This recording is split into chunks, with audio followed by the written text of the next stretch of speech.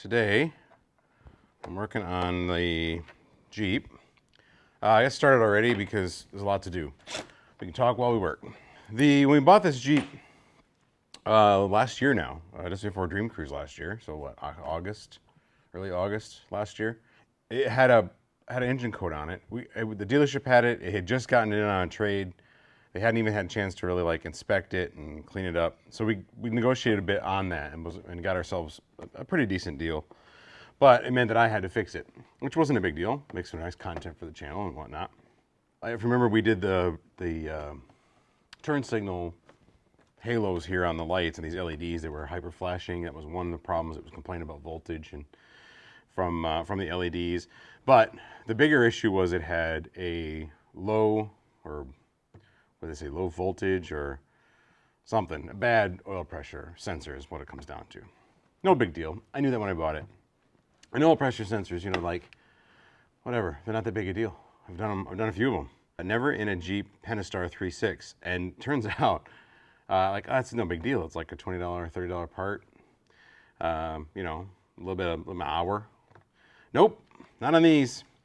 That is buried deep down in here. So you got to take the upper and lower intake off. So right here in the middle, you can't see it from there, but the oil fill or oil filter is right here, and that runs down into the oil cooler.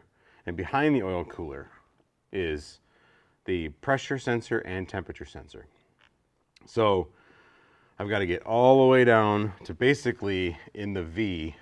I don't have a manual, like a service manual, so basically when I get these things, I kind of know where I'm going. You just start taking stuff off. So I know I got to get down here, which means the lower intake's got to come off, which means the upper intake's got to come off. So really I'm focusing on right now is what do I have to do to get this off? And this has got a bunch of tubing, vacuum tubes and air lines, and I don't know. Like sometimes these engines, it's better to be a plumber than a mechanic, I think, but I'm neither, as it turns out.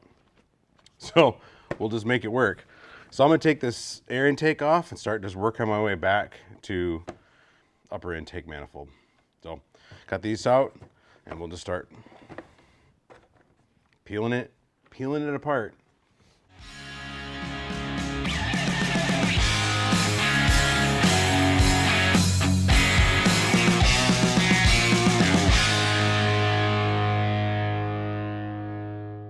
It's one nice thing about being tall. Working on tall, when you get to work on tall vehicles,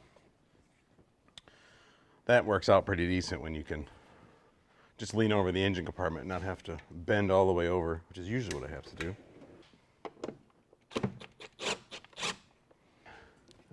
So that connects to this hose here. Let me get you in here, you can see a little better.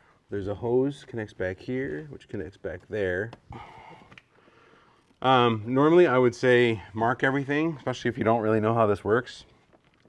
So, you know, put a little bit of masking tape on there, put some masking tape on here or something to write it down. Take a picture, which is the handy part about YouTubing this, as you film this. So, if, you have your own YouTube channel, film it as you do it, and then you can just go over, you watch the footage and know how to put it back together. At least that's what I'm gonna do. But for now, I'm just gonna start getting it apart. Pop off of there. Throttle body, which probably has to come off. That might come off with the intake though.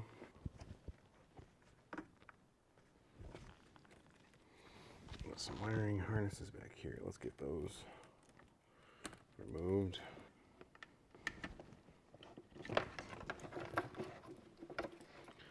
Some crusty wire loom. So maybe we'll fix that later. If you don't have one of these tools, like there's a little forked pry bar. You can get a cheap set of them at Harbor Freight. Those work really good. This is a really handy tool, but it's kind of hard to get in tight places sometimes.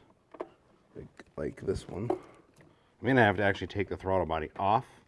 Just have to take the intake manifold off. So we got two hoses here. We got a bunch of these screws. Look like Torx and or socket heads. Got bolts on the side here, bolts on that side over there. So this has got to come off. Why won't you come loose? There we go.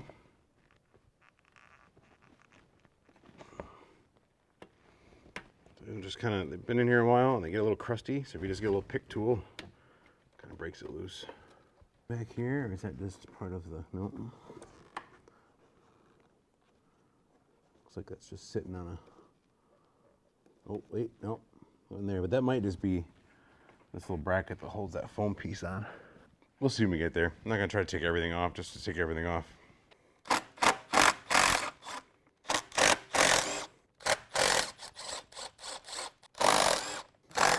There's a bracket for this harness. Looks like it's got to come off. Nope, poop. Lost those. I lost one. Oh, wait. Oh, you fell in there. This side of the bracket, I think, is good enough out of the way.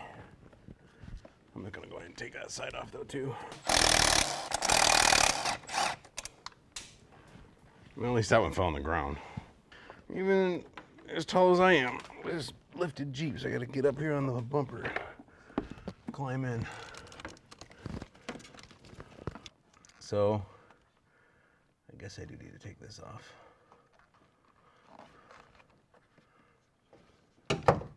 Okay, I'll just start yanking on things.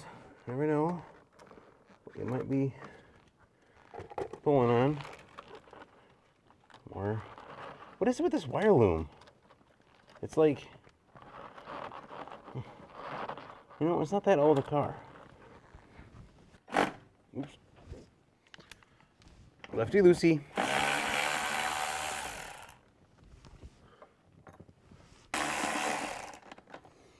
That didn't look like that did anything, to be honest.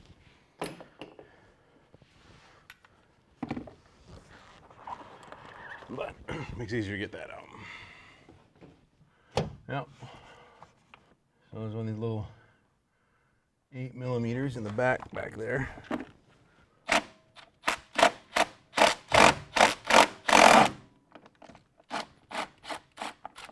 Oh, they're not supposed to come all the way out. I swear. You never lose the one that's right in front. It's always the one that's way in the back.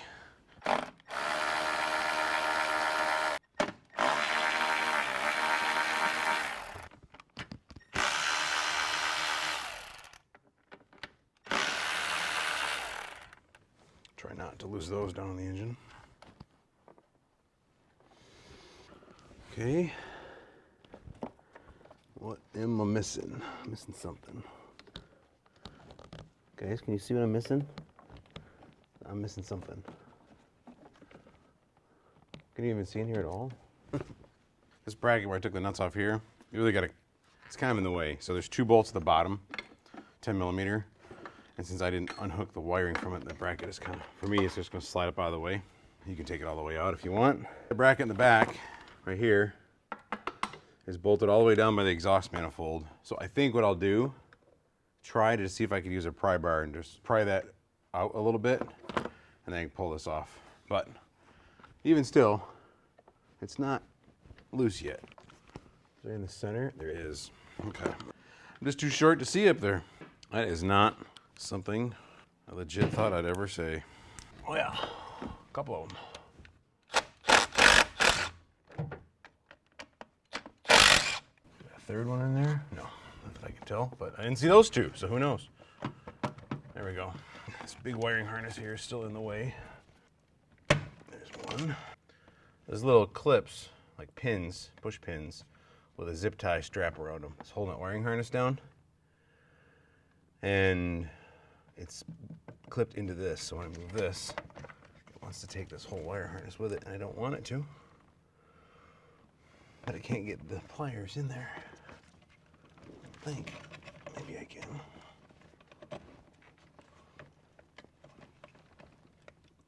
Oh, I guess I can. What do I know? Alright. Okay, so yeah, all that's left is that bracket back there. Let's see if we can pry that bracket open. There. Oh, I just forget we still got the one hose here. Loose though everywhere else. It's gonna come off. It is. Got a hose on this side that I missed, and it's kind of stuck. So again, try to get a pick in here. Just see if I can crack it loose without breaking it and without stabbing myself on the finger, because that's not awesome either. But it's just, you know, it's been on here 10 years and it doesn't want to move. There we go. Okay, this should just come right off. There we go. All right, now what are we looking at? Now I've got this lower intake. Let's get that out of the way. Looks like it has similar 8mm screws. And then fuel rails. So there's some screws here that have to come out. I don't know if that has to come out though. All right, so you got fuel rails here, fuel line. I'm gonna take just these 8mm ones out first though, and see if it'll come out. I think that's screwed to this, but I'm hopeful that it's not, because I really don't want to mess with fuel.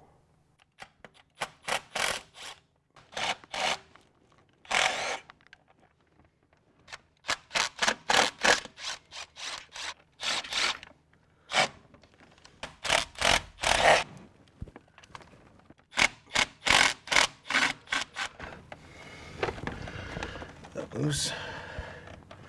No. Is it stripped? Probably.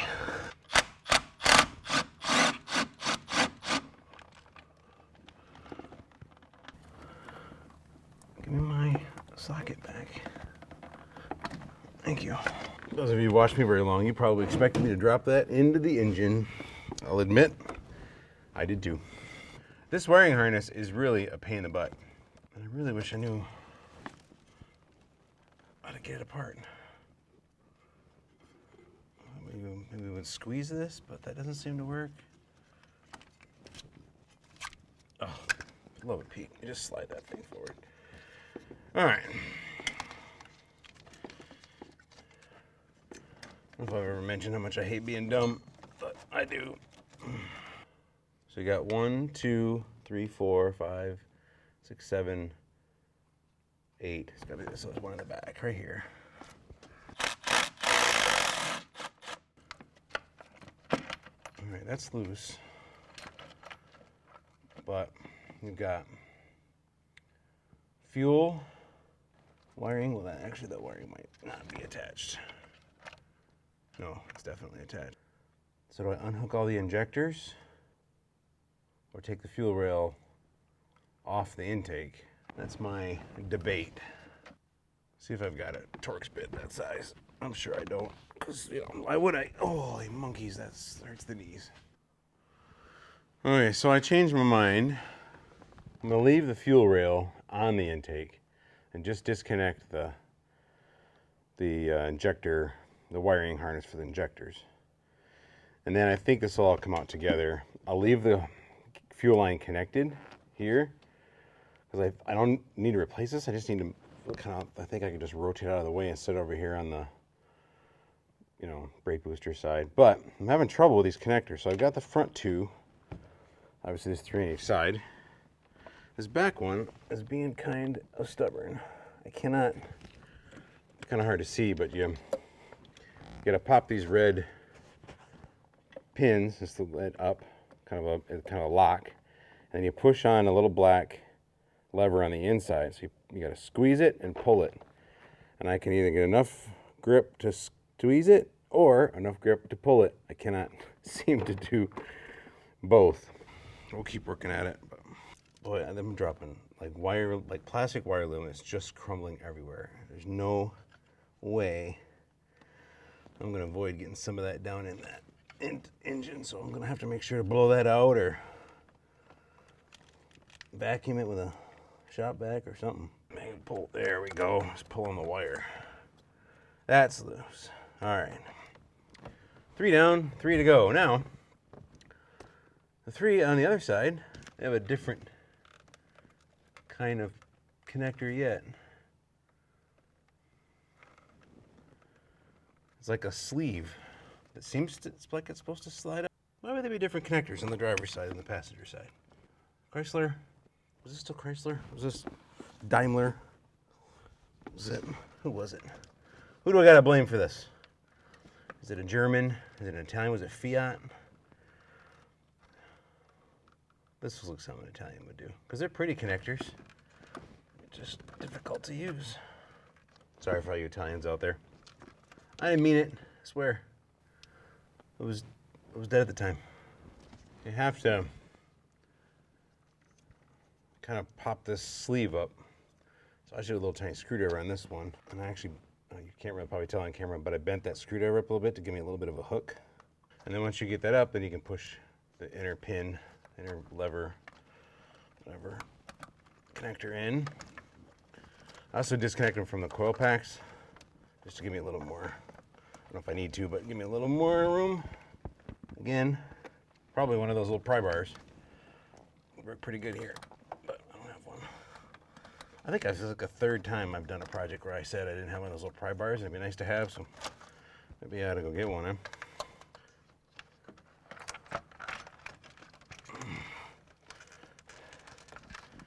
Okay, well, it's not too far out of the way, but it's a little bit. Whoa, there's that bolt I dropped. I'm definitely gonna get the shop vac in here and suck out some of this broken wire loom before it falls into the engine. And I think while I got this open, I will probably replace all these gaskets.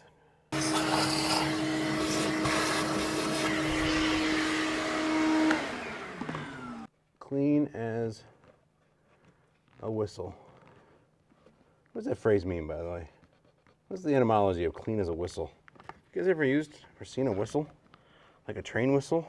Even a coach's whistle. It's been in somebody's mouth. That's not clean at all. What does that mean? So there's the oil cooler, there's the oil filter, and there's two connectors in the back. You can probably see one right here with a red connector on it, and there's another one down below it. And those are connected to the pressure sensor and the temperature sensor. It turns out the temperature sensor is actually part of the oil cooler, the whole thing. I can't find the temperature sensor separately. And I thought about just replacing this whole thing since I've got it all open, but I don't really want to. These are quite expensive and it seems to be working. So I'm just going to do the pressure sensor and move on. 27 millimeter socket fits, but it doesn't fit. So that's an impact socket, so it's real thick. I don't know if you can see down here, but there's a heater hose or a coolant hose, and it's kind of thick, and it's not a lot of space between that hex head on the sensor and the tube, and there's not enough space for that one to get in. So I think I got to get a thin-walled one, like a standard socket versus an impact socket. But I think maybe I'll run to the Harbor Freight or something, see if I can pick up a cheap 27 millimeter socket. All right, so I picked up a socket. I gotta see if I can get a wrench on here, but that fits. All right. It's just impossible to get in here. Oh, there we go.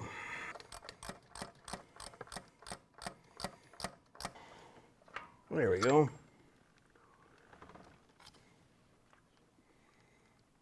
Well, let's get the other one in. Gotta get this, just kind of gotta get it threaded in. Gotta get it as much by hand as I can because I can't see it once I get the socket on it. That's about as far as it's gonna go, I think.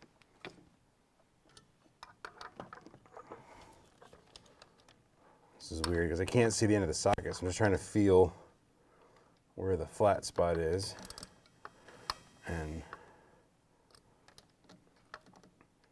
try to line the wrench up to it. There we go. And we just do this a couple clicks at a time and have patience.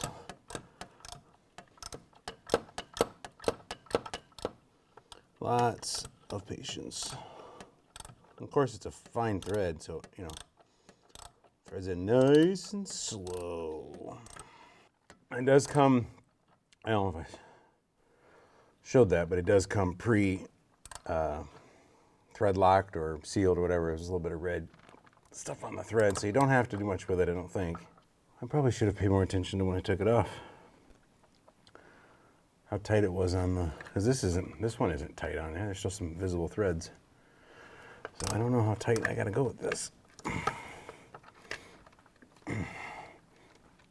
All right, well, so I stopped to take a look at the old one, and I can see where that thread stuff is, whatever, that sealant, where it's bunched up here, that's probably where it stopped.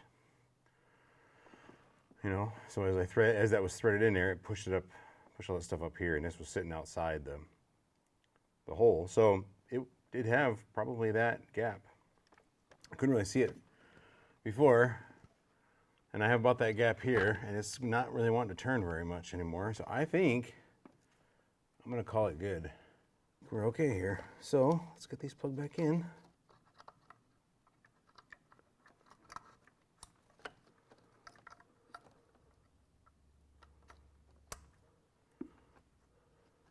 Okay, now we start putting this back together. Before I get this all back together though, I'm gonna replace these gaskets here. We'll get these old ones out here. And we'll clean up the runners there. Let's get some carb clean, brake clean, something or other.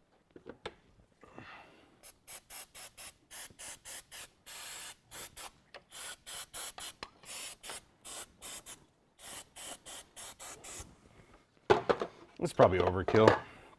Probably don't really need to clean out all these runners here, but and I'm sure I got some stuff in there, so I'm gonna blow that out.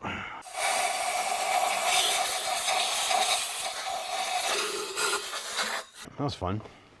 How much crap in my face.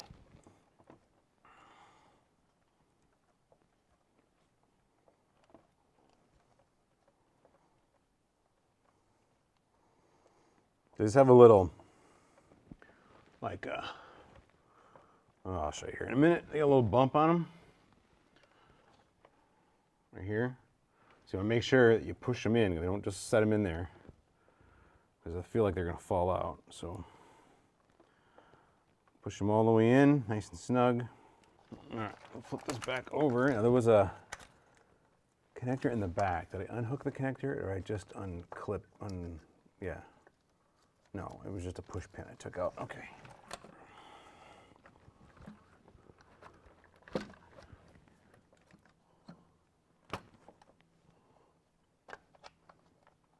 There's one, and again, like before, like with any of these other ones, do them by hand first. I'm just gonna have to fiddle with it until you feel them seat. The back ones are always, in any job like this, the back ones are always the most pleasant. And by most pleasant, I mean the worst. And then that one popped all the way out. All right, take bets now. Maybe pop it down below. What are the odds are I drop this down in the back of the engine? I'd fish it out. There's the hole, there it is. Oh, oh, oh. Haha. All right, I didn't. Wonder of wonders. We'll get them snugged with this lightweight, and then we'll snug them up with the torque wrench.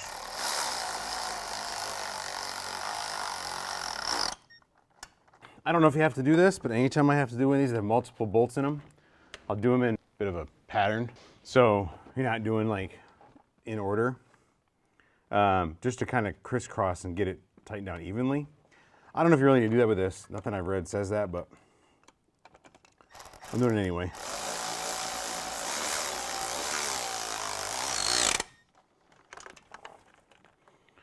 Come over here.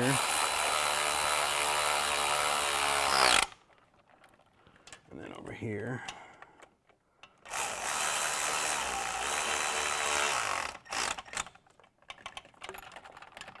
Give me the bag.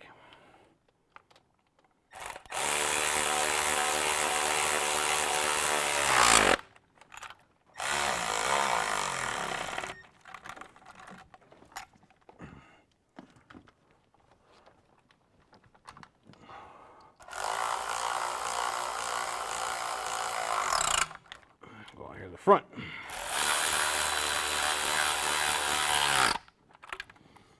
As soon as it gets snug, I'm stopping, because I'm going to do it with a torque wrench.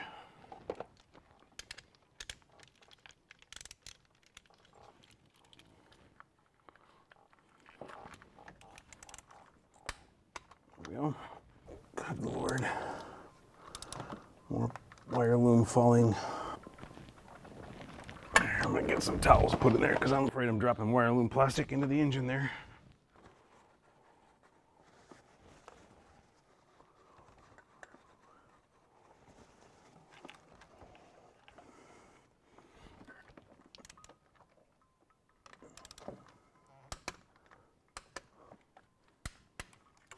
Hook our injectors back up. There, that goes there. See the one, it is way back there. It's a little easier to get on when they're ready to get off. Now, time for the top one. Now, same thing. Let's get these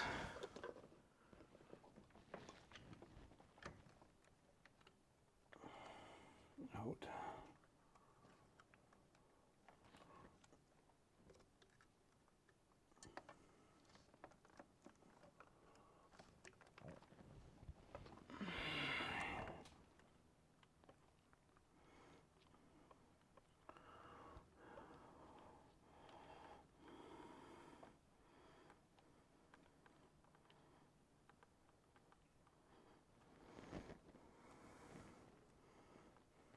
Get in there.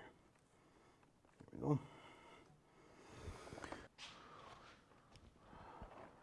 I was fairly confident I was going to forget this, so let's get that back on there as soon as possible.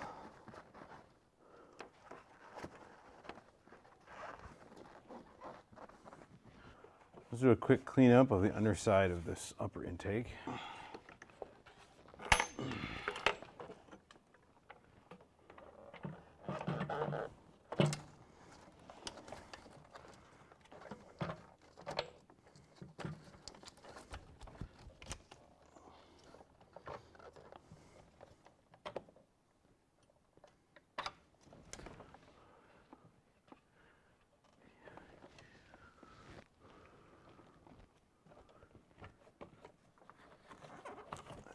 Here, that goes, where were you at? I remember where all this stuff goes. I have almost everything. I've got two hoses on this side. I've got this one here, and this one here. And I think this one goes right there. I don't remember where that one goes. Yep, this is why you mark where everything goes, because I have one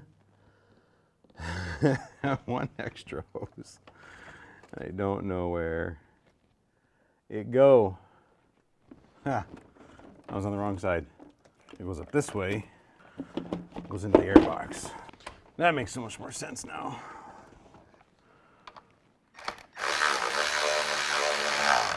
Again, I'm just snugging these down. These are, I think it's 89 inch-pounds. So I'm just gonna get them snug though, so I can get everything hooked up, and then I'll come back around and torque them up.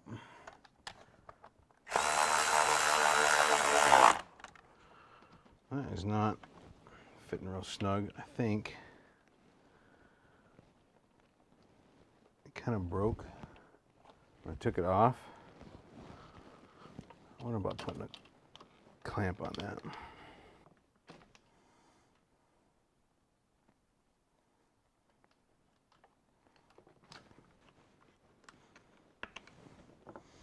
That in there, here.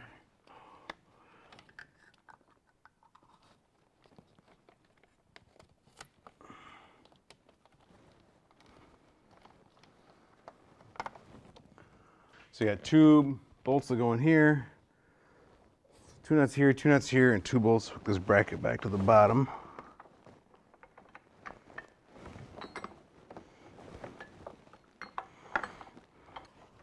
Bend that back a little bit. Oh, there we go.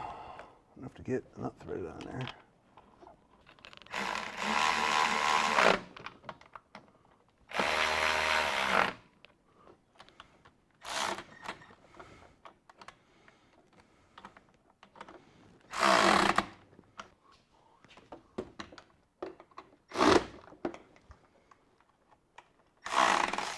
These go in here.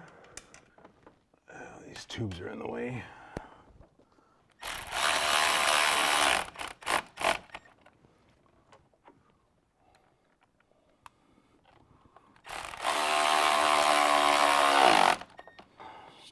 back over again.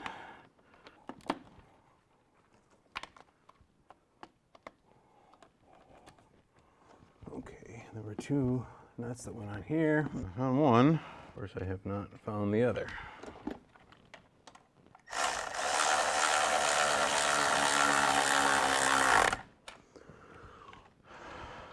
Always one. No matter what. Always lose one piece of hardware. Oh, that's the one that fell down. I remember now. The one that said at least it fell away the ground so I wouldn't lose it in the engine. Ah, found it.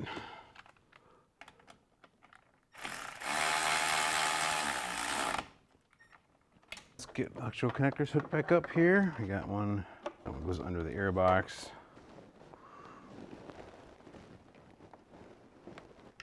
There we go. Let's clip this back up here. It's hooked up, hooked up, hooked up.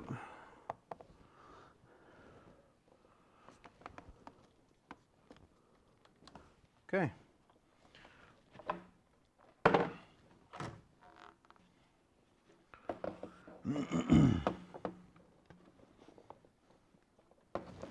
This goes under here.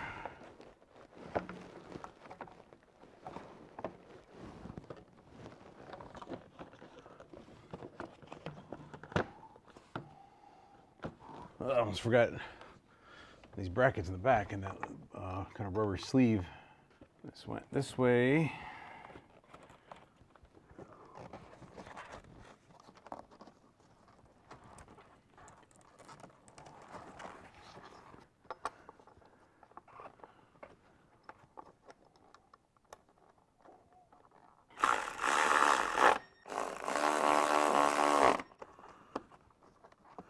Goes in there. Okay, get that torqued. The torque spec was 90 or 89 inch-pounds.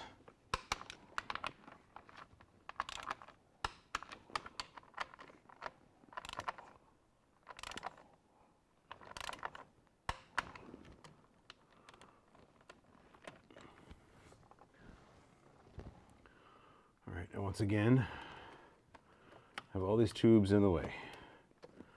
So, one of these days I'll learn.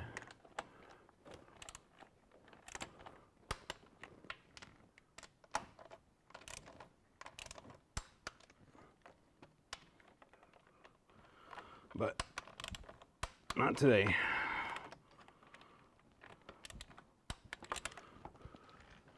Okay, now let's put it back together. We sure we can put these tubes back together? I don't know. Now let's get this air box put back up there.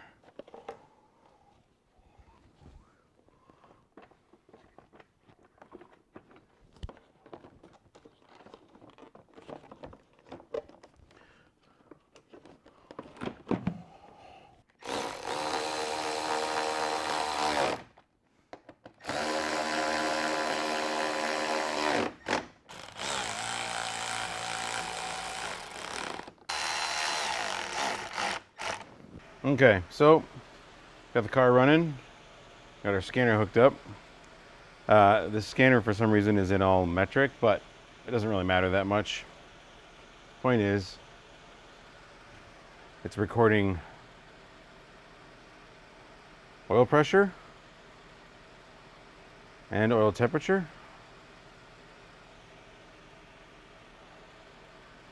So we're getting feedback from the computer, and we've no engine light. Yep, give it a little gas, we get a little more pressure. So we're good to go. All right, well, that's how you replace the oil pressure sensor. That was that was harder than I thought it was going to be when I bought this thing. I've done these before in some other vehicles and it wasn't that hard, but this one's particularly difficult apparently. Probably $700-800 was the cost from the dealer to replace that, and you can see why. It's a lot of labor. I probably have 5-6 hours into it, and I'm sure they could do it faster, but you know, if you figure 5 hours of labor at what, $150? What's the going rate for dealership labor these days? I don't even know. Let's say 150 bucks. So you're at $750 plus the parts. I spent about $80 on the parts, about $40 on the sensor, and another 34, 35, something like that. So 80 with tax and all that. On the gaskets, you may not have to do that. I've read some different things. Some say do it, some say don't. So for 30 bucks or 35 bucks, I figured, might as well. A lot of feedback that I should replace that oil cooler while I was at it. And, you know, you're probably right. If you have the means and you have this thing open, I'd recommend it. I didn't do it, so this is one of those classic do as I say, not as I do things. Because if that goes bad, you're back into major surgery to get back in there. And apparently, from all the feedback I've gotten from you fine folks on the internet, that's a pretty common thing in these Mopars for that to go bad. And I had that particular tool to see the oil pressure. You could just clear the codes with one of these. I did a video on this before, one of these cheap little Bluetooth OBD2 readers. Just clear the code, run it for a little bit, see if the code comes back, and that should be enough to tell you whether it's working or not. But I wanted to actually see live feed of the data and make sure I was getting oil pressure and good temp. Hey, you know, this was a big job, and this isn't one of those, you know, this is easy, but it wasn't that hard. Unpack everything you've got. What connects what to what, and just remember what you disconnected, and just remember to put it back together. And if you can do that, and you have some basic, I mean, I didn't have any special tools for this, right? It was just basic hand tools. I think it was an 8mm socket and a 10mm socket. And then that big socket, which I did have to go buy to take that sensor on and off. That was $10 at Home Depot. So, you know, so let's say I've spent $90 on this. As always, hope you get a little confidence. You can do this too. This isn't rocket science. You can save yourself a ton of coin. Some work on the Chevelle coming up, and hopefully we'll get back to that Firebird here pretty soon and get that thing done and on the road. Appreciate you guys. Thanks for watching. We'll see you next time.